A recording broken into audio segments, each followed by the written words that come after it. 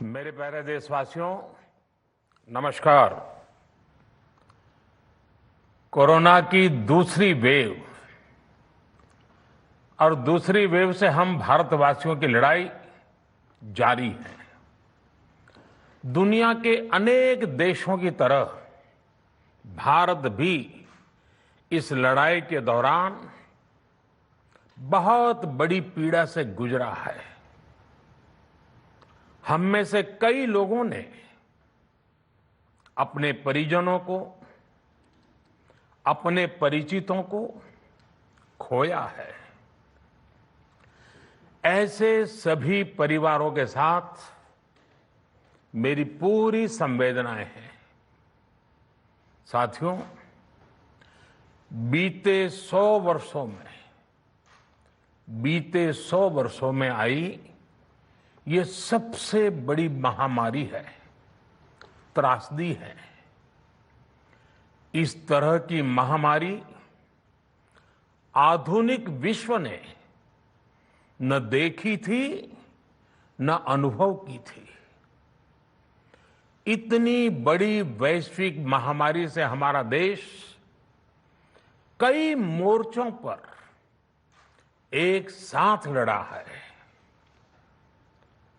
Covid अस्पताल बनाने से लेकर आईसीयू बेड्स की संख्या बढ़ानी हो, भारत में वेंटिलेटर बनाने से लेकर टेस्टिंग लैब्स का एक बहुत बड़ा नेटवर्क तैयार करना हो, कोविड से लड़ने के लिए बीते 1.25 साल में ही देश में एक नया हेल्थ इंफ्रास्ट्रक्चर तैयार किया गया है। सेकंड वेव के दौरान अप्रैल और मई के महीने में भारत में मेडिकल ऑक्सीजन की डिमांड अकल्पनीय रूप से बढ़ गई थी। भारत के इतिहास में कभी भी इतनी मात्रा में मेडिकल ऑक्सीजन की जरूरत कभी भी महसूस नहीं की गई। इस जरूरत को पूरा करने के लिए युद्ध स्तर पर काम किया गया। सरकार के सभी तंत्र लगे। ऑक्सीजन रेल चलाई गई, एयरफोर्स के विमानों को लगाया गया, नौसेना को लगाया गया। बहुत ही कम समय में लिक्विड मेडिकल ऑक्सीजन के प्रोडक्शन में 10 गुना से ज्यादा बढ़ाया गया। दुनिया के हर कोने से, जहां कहीं से भी जो कुछ भी उपलब्ध हो सकता था, उसको प्राप्त करने का भरसक प्रयास किया गया, लाया गया। इसी तरह जरूरी दवाओं के प्रोडक्शन को कई गुना बढ़ाया गया। विदेशों में जहां भी दवाइयां उपलब्ध हो, वहां से उन्हें लाने में कोई कोर कसर बाकी नहीं छोड़ी गई। साथियों, कोरोना जैसे अदृश्य और रूप बदलने वाले दुश्मन के खिलाफ लड़ाई में सबसे प्रभावी हथियार कोविड प्रोटोकॉल है। मास्क, 2 गज की दूरी और बाकी सारी सावधानियां, उसका पालन ही है। इस लड़ाई में वैक्सीन हमारे लिए सुरक्षा कवच की तरह है।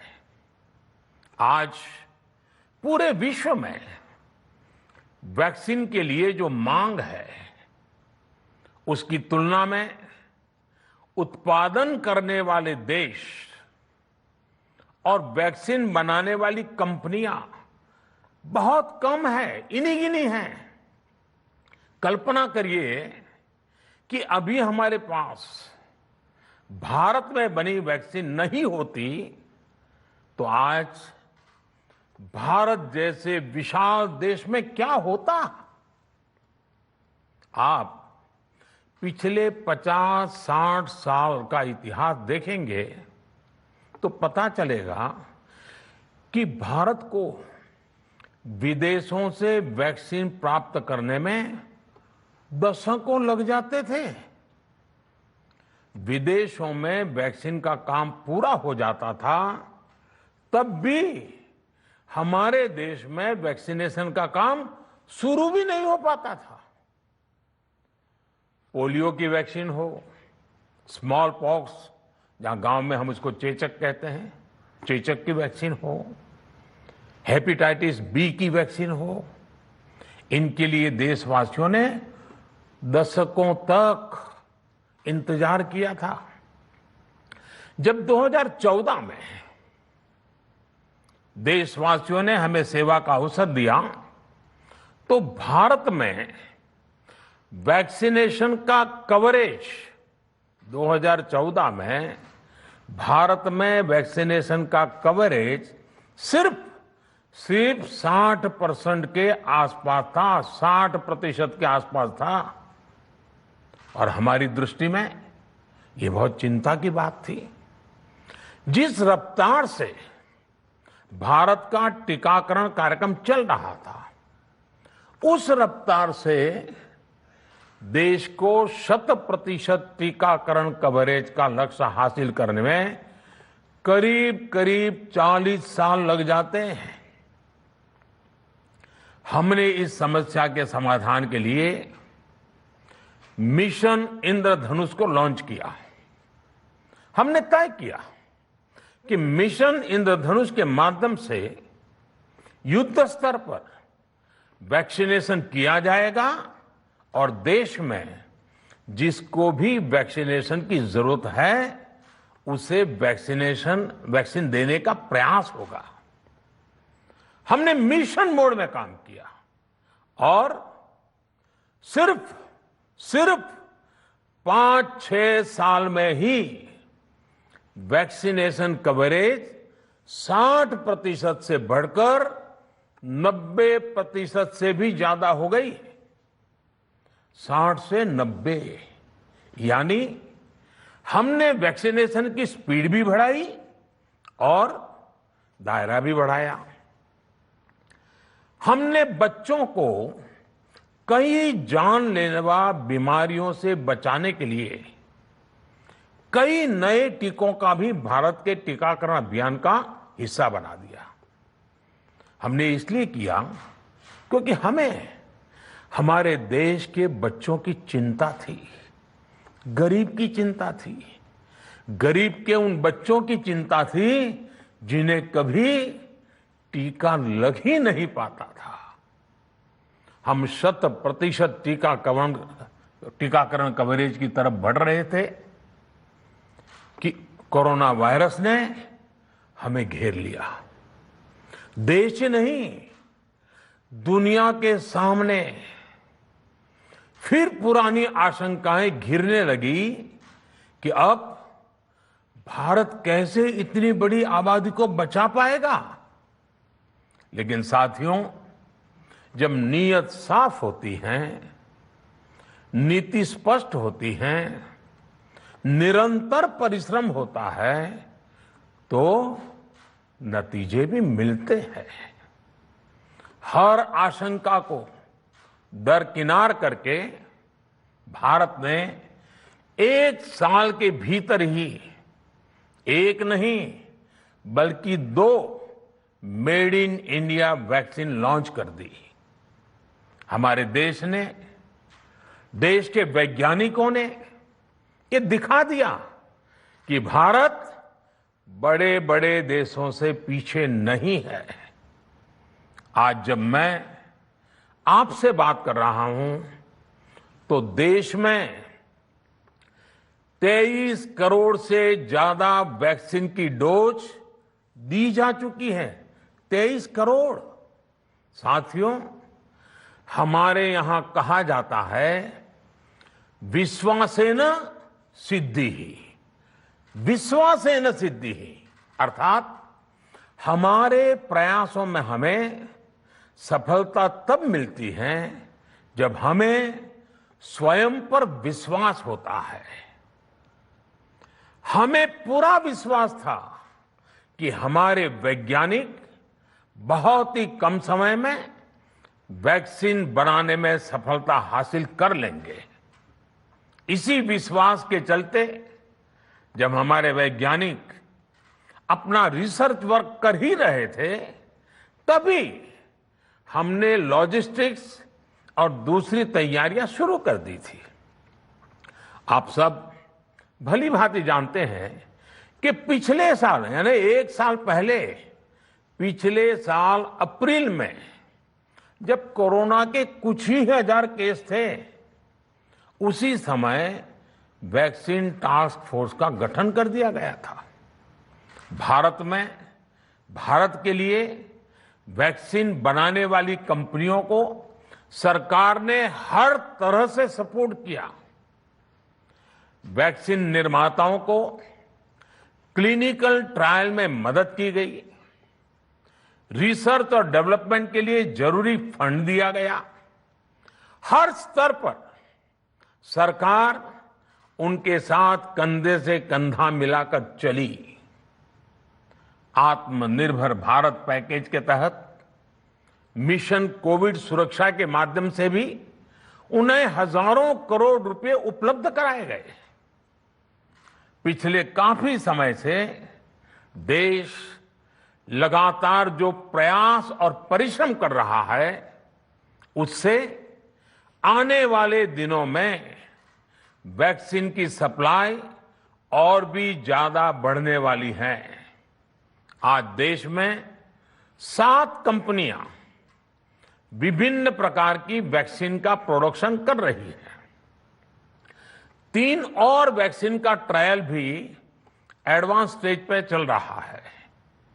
वैक्सीन की उपलब्धता बढ़ाने के लिए दूसरे देशों की कंपनियों से भी वैक्सीन खरीदने की प्रक्रिया को तेज किया गया है। इधर हाल के दिनों में कुछ एक्सपर्ट्स द्वारा हमारे बच्चों को लेकर भी चिंता जताई गई है। इस दिशा में भी 2 वैक्सीन का ट्रायल तेजी से चल रहा है। इसके अलावा अभी देश में एक नेजल वैक्सीन पर भी रिसर्च जारी है। इसे सिरिंज से न देकर नाक में स्प्रे किया जाएगा। देश को अगर निकट भविष्य में इस वैक्सीन पर सफलता मिलती है, तो इससे भारत के वैक्सीन अभियान में और ज्यादा तेजी आएगी। साथियों, इतने कम समय में वैक्सीन बनाना अपने आप में पूरी मानवता के लिए बहुत बड़ी उपलब्धि है, लेकिन इसकी अपनी सीमाएं भी हैं। वैक्सीन बनने के बाद भी दुनिया के बहुत कम देशों में वैक्सीनेशन प्रारंभ हुआ और ज्यादातर समृद्ध देशों में ही शुरू हुआ। WHO ने वैक्सीनेशन को लेकर गाइडलाइंस दी। वैज्ञानिकों ने वैक्सीनेशन की रूपरेखा रखी और भारत ने भी जो अन्य देशों की बेस्ट प्रैक्टिसेस थी, विश्व स्वास्थ्य संगठन WHO के मानक थे, उसी आधार पर चरणबद्ध तरीके से वैक्सीनेशन करना तय किया। केंद्र सरकार ने मुख्यमंत्रियों के साथ हुई अनेकों बैठकों से जो सुझाव मिले, संसद के विभिन्न दलों के साथियों द्वारा जो सुझाव मिले, उसका भी पूरा ध्यान रखा। इसके बाद ही ये तय हुआ कि जिन्हें कोरोना से ज्यादा खतरा है, उन्हें प्राथमिकता दी जाएगी। इसलिए ही हेल्थ वर्कर्स, फ्रंटलाइन वर्कर्स, 60 वर्ष की आयु से ज्यादा के नागरिक, बीमारियों से ग्रसित 45 वर्ष से ज्यादा आयु के नागरिक, इन सभी को वैक्सीन पहले लगनी शुरू हुई है। आप कल्पना कर सकते हैं कि अगर कोरोना की दूसरी वेव से पहले हमारे फ्रंटलाइन वर्कर्स को वैक्सीन नहीं लगी होती तो क्या होता। सोचिए, हमारे डॉक्टर्स, नर्सिंग स्टाफ को वैक्सीन ना लगी तो क्या होता। अस्पतालों में सफाई करने वाले हमारे भाई बहनों को, एम्बुलेंस के हमारे ड्राइवर्स भाई बहनों को वैक्सीन ना लगी होती तो क्या होता। ज्यादा से ज्यादा हेल्थ वर्कर्स को वैक्सीनेशन होने की वजह से ही वो निश्चिंत होकर दूसरों की सेवा में लग पाए, लाखों देशवासियों का जीवन बचा पाए। लेकिन देश में कम होते कोरोना के मामलों के बीच केंद्र सरकार के सामने अलग अलग सुझाव भी आने लगे, भिन्न भिन्न मांगे होने लगी। पूछा जाने लगा, सब कुछ भारत सरकार ही क्यों तय कर रही है? राज्य सरकारों को छूट क्यों नहीं दी जा रही है? राज्य सरकारों को लॉकडाउन की छूट क्यों नहीं मिल रही है?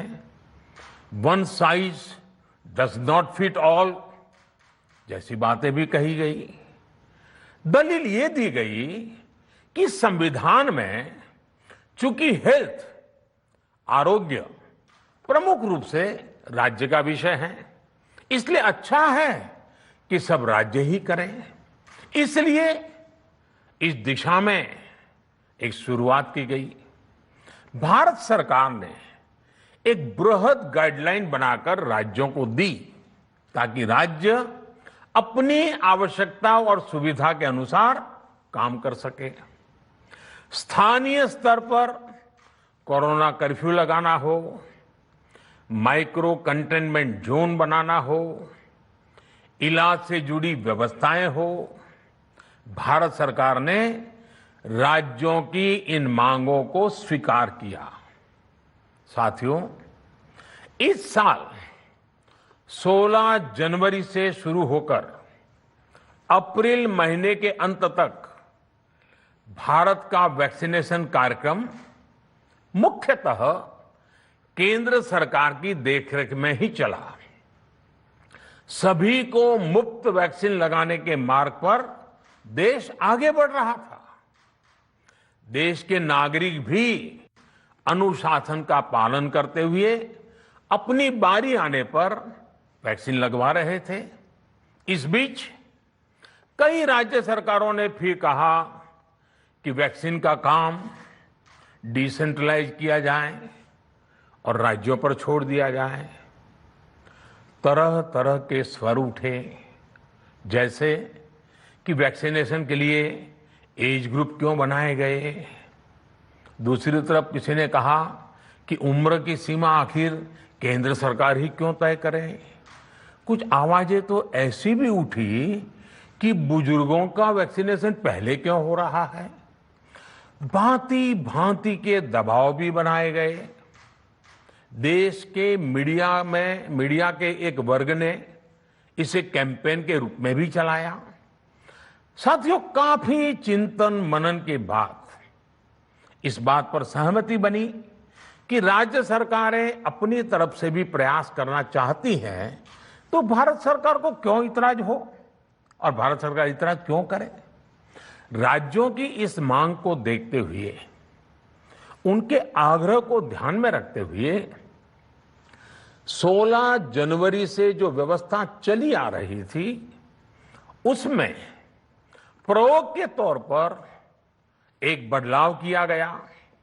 हमने सोचा कि राज्य ये मांग कर रहे हैं, उनका उत्साह है, तो चलो भाई 25% का काम उन्हीं को सुपुर्द कर दिया जाए, उन्हीं को दे दिया जाए। स्वाभाविक है 1 मई से राज्यों को 25% काम उनके हवाले कर दिया गया। उसे पूरा करने के लिए उन्होंने अपने अपने तरीके से प्रयास भी किए। इतने बड़े काम में किस तरह की कठिनाइयां आती हैं, ये भी उनके ध्यान में आने लगा। उनको पता चला पूरी दुनिया में वैक्सीन की क्या स्थिति है, इसकी सच्चाई से भी राज्य परिचित हुए। और हमने देखा, एक तरफ मई में सेकेंड वेव, दूसरी तरफ वैक्सीन के लिए लोगों का बढ़ता रुझान, और तीसरी तरफ राज्य सरकारों की कठिनाइयां।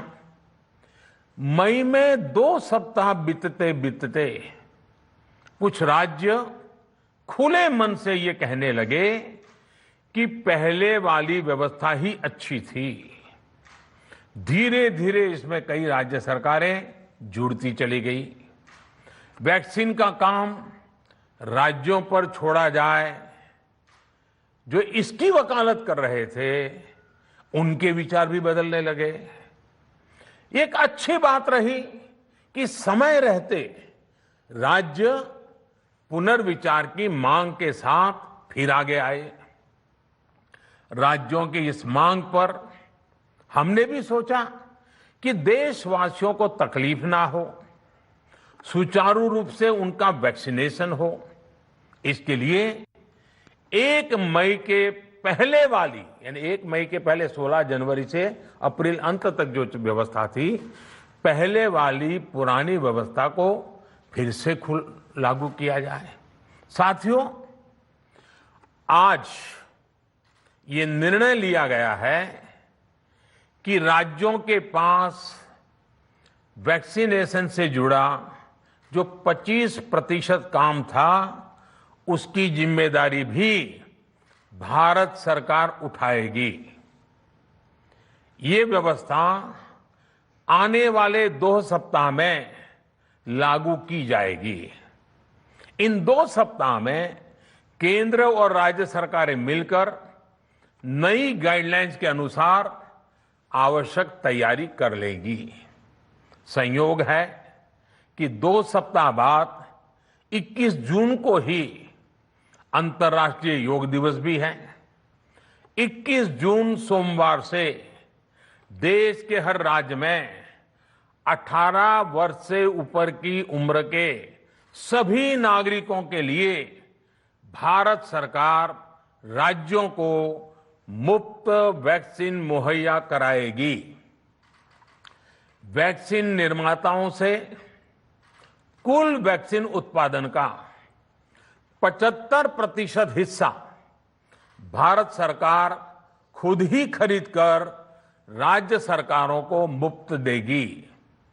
यानी देश की किसी भी राज्य सरकार को वैक्सीन पर कुछ भी खर्च नहीं करना होगा। अब तक देश के करोड़ों लोगों को मुफ्त वैक्सीन मिली है। अब 18 वर्ष की आयु के लोग भी इसमें जुड़ जाएंगे। सभी देशवासियों के लिए भारत सरकार ही मुफ्त वैक्सीन उपलब्ध करवाएगी। गरीब हो, निम्न मध्यम वर्ग हो, मध्यम वर्ग हो या फिर उच्च वर्ग, भारत सरकार के अभियान में मुफ्त वैक्सीन ही लगाई जाएगी। हां, जो व्यक्ति मुफ्त में वैक्सीन नहीं लगवाना चाहते, प्राइवेट अस्पताल में वैक्सीन लगवाना चाहते हैं, उनका भी ध्यान रखा गया है। देश में बन रही वैक्सीन में से 25% प्राइवेट सेक्टर के अस्पताल सीधे ले पाए, ये व्यवस्था जारी रहेगी।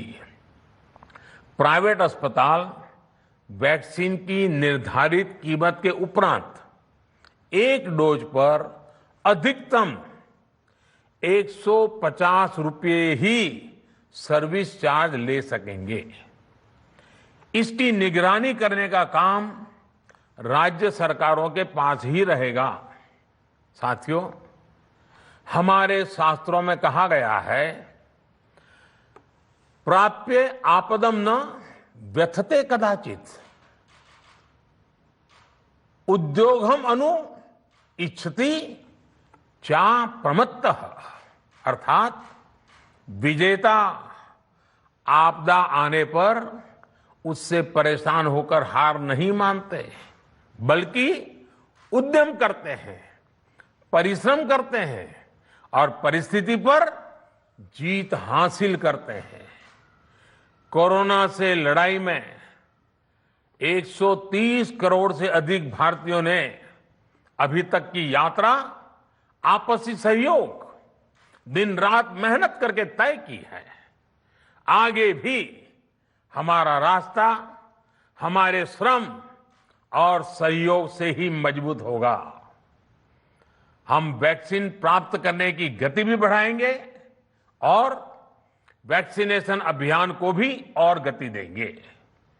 हमें याद रखना है कि भारत में वैक्सीनेशन की रफ्तार आज भी दुनिया में बहुत तेज है, अनेक विकसित देशों से भी तेज है। हमने जो टेक्नोलॉजी प्लेटफॉर्म बनाया है कोविन, उसकी भी पूरी दुनिया में चर्चा हो रही है। अनेक देशों ने भारत के इस प्लेटफॉर्म को इस्तेमाल करने में रुचि भी दिखाई है। हम सब देख रहे हैं कि वैक्सीन की एक एक डोज कितनी महत्वपूर्ण है। हर डोज से एक जिंदगी जुड़ी हुई है। केंद्र सरकार ने ये व्यवस्था भी बनाई है कि हर राज्य को कुछ सप्ताह पहले ही बता दिया जाएगा कि उसे कब कितनी डोज मिलने वाली है। मानवता के इस पवित्र कार्य में वाद विवाद और राजनीतिक छींटाकशी से ऐसी बातों को कोई भी अच्छा नहीं मानता है। वैक्सीन की उपलब्धता के अनुसार पूरे अनुशासन के साथ वैक्सीन लगती रहे, देश के हर नागरिक तक हम पहुंच सके, ये हर सरकार, हर जनप्रतिनिधि, हर प्रशासन की सामूहिक जिम्मेदारी है। प्रिय देशवासियों, टीकाकरण के अलावा आज एक और बड़े फैसले में, उस फैसले से मैं आपको अवगत कराना चाहता हूं। पिछले वर्ष जब कोरोना के कारण लॉकडाउन लगाना पड़ा था, तो प्रधानमंत्री गरीब कल्याण अन्न योजना के तहत 8 महीने तक 80 करोड़ से अधिक देशवासियों को मुफ्त राशन की व्यवस्था हमारे देश ने की थी। इस वर्ष भी दूसरी वेव के कारण मई और जून के लिए भी इस योजना का विस्तार किया गया था। आज सरकार ने फैसला लिया है कि प्रधानमंत्री गरीब कल्याण अन्न योजना को अब दीपावली तक आगे बढ़ाया जाएगा। महामारी के इस समय में सरकार गरीब की हर जरूरत के साथ उसका साथी बनकर खड़ी है। यानी नवंबर तक 80 करोड़ से अधिक देशवासियों को हर महीने तय मात्रा में मुफ्त अनाज उपलब्ध होगा। इस प्रयास का मकसद यही है कि मेरे किसी भी गरीब भाई बहन को, उसके परिवार को भूखा सोना ना पड़े। साथियों, देश में हो रहे इन प्रयासों के बीच कई क्षेत्रों से वैक्सीन को लेकर भ्रम और अफवाहों की जानकारी चिंता बढ़ाती है। ये चिंता भी मैं आपके सामने व्यक्त करना चाहता हूं। जब से भारत में वैक्सीन पर काम शुरू हुआ, तभी से कुछ लोगों द्वारा ऐसी बातें कही गई जिससे आम लोगों के मन में शंका पैदा हो। कोशिश ये भी हुई कि भारत के वैक्सीन निर्माताओं का हौसला पस्त पड़ जाए और उनके सामने अनेक प्रकार की बाधाएं आए। जब भारत की वैक्सीन आई तो अनेक माध्यमों से शंका आशंका को और बढ़ाया गया। वैक्सीन न लगवाने के लिए भांति भांति के तर्क प्रचारित किए गए। इन्हें भी देश देख रहा है। जो लोग वैक्सीन को लेकर आशंका पैदा कर रहे हैं, अफवाहें फैला रहे हैं, वो भोले भाले भाई बहनों के जीवन के साथ बहुत बड़ा खिलवाड़ कर रहे हैं। ऐसी अफवाहों से सतर्क रहने की जरूरत है। मैं भी आप सबसे, समाज के प्रबुद्ध लोगों से, युवाओं से अनुरोध करता हूं कि आप भी वैक्सीन को लेकर जागरूकता बढ़ाने में सहयोग करें। अभी कई जगहों पर कोरोना कर्फ्यू में ढील दी जा रही है, लेकिन इसका मतलब ये नहीं कि हमारे बीच से कोरोना चला गया है। हमें सावधान भी रहना है और कोरोना से बचाव के नियमों का भी सख्ती से पालन करते रहना है। मुझे पूरा विश्वास है हम सब कोरोना से इस जंग में जीतेंगे। भारत कोरोना से जीतेगा। इन्हीं शुभकामनाओं के साथ आप सभी देशवासियों का बहुत बहुत धन्यवाद।